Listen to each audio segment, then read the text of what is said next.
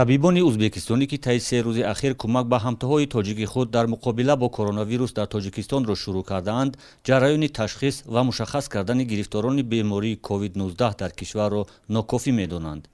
ба қавли сироятшиносони узбек, бо ташхиси сартосарӣ дар қаламрави Тоҷикистон мешавад пеши роҳи густариши ин бемориро гирифт. В Таджикистане сейчас не очень высоко поставлено. Получается, в сутки тестирование происходит там 100-150. در تاجیکستان حالا سطح تشخیص کرونا ویروس بلند نیست. فعلا از 100 تا 150 نفر در شبانه روز از تشخیص میگذرد. این کافی نیست. ابتدا در دور اول باید در یک شبانه روز حداقل 3-4 هزار نفر را از تشخیص کرونا ویروس گذرانند. این با نظر داشت اهالی زیادی تاجیکستان طلبات کمترین است. ما فکر میکنیم این کافی است. تشخیص سری وقتی کرونا ویروس نقشی خیلی مهم دارد. Мы думаем, что это будет достаточно. Своевременная диагностика коронавируса играет очень важную роль.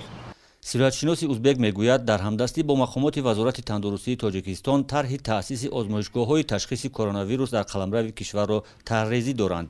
искандар заитов гуфт, аз оғози пандемияи коронавирус онҳо дар Узбекистон бештар аз 30 озмоишгоҳҳои ташхиси коронавирус таъсис дода, бештар аз 1 миллион нафарро аз ташхис гузаронидаанд. Для начала, с поддержки Министерства здравоохранения Республики Таджикистан. در آغاز با پشتیبانی وزارت تندرستی تاجیکستان ما وضعیت تشخیص کرونا ویروس را به واسطه در دوشنبه به اعتدال می‌دراریم. در دور دوم ما باید وضع تشخیص از کرونا ویروس را در منطقه ها ولایت ها به اعتدال دراریم. یعنی همه منطقه های مرزی تشخیص شوند و با کمک وزارت نقلیات انتقال سری وقتی نمونه تشخیص از منطقه ها به اعتدال درآورده می شود که در دوشنبه از تست کرونا ویروس گذرانیده شود. всех образцов на тестирование коронавируса в Душанбе. табибони ӯзбекистонӣ корро аз омӯзиши ҳамшираҳои шафқати тоҷик шурӯъ карданд, ки бевосита бо гирифторони коронавирус сару кор мегиранд. мо аллакай ду раванди омӯзишҳо барои ҳамшираҳон иборат аз 60 нафар барои пӯшидани тарзи дурусти либоси ҳамун ҳимояи фардӣ омӯзиш гузаронидем ва 60 нафар мутахассисон кормандони миёнаи тиб омӯхта шуданд ва онҳо имрӯз метавонанд дар сатҳи ҷумҳуриявӣ дигар ҳамшираҳои тибро омӯзонанд то ин ки худашон гирифтори ин беморӣ нашаванд. табибони узбек барои ҳамтоҳои тоҷики худ ду дастурамали ташхис ва табобати бемории COVID-19-ро пешниҳод карданд.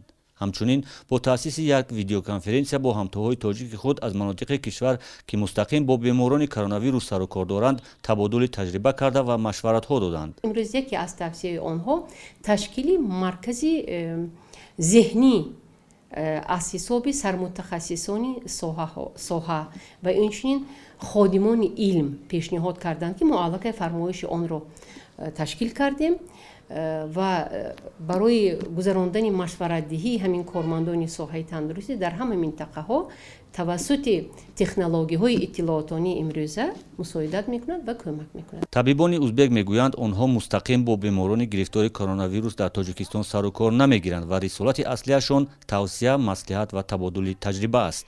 бо дархости мақомоти ҳукумати Тоҷикистон 8 нафар табибони ӯзбекистонӣ рӯзи 8 май вориди Тоҷикистон шуданд. мақомоти ӯзбекистон ҳамзамон бо табибон 10 дастгоҳи нафасдиҳии сунъӣ, доруву дармон, маводи безараркунанда ва либосҳои ҳифозатӣ, инчунин 144 контейнери сайёри тиббӣ кӯмаки башарӣ фиристодааст.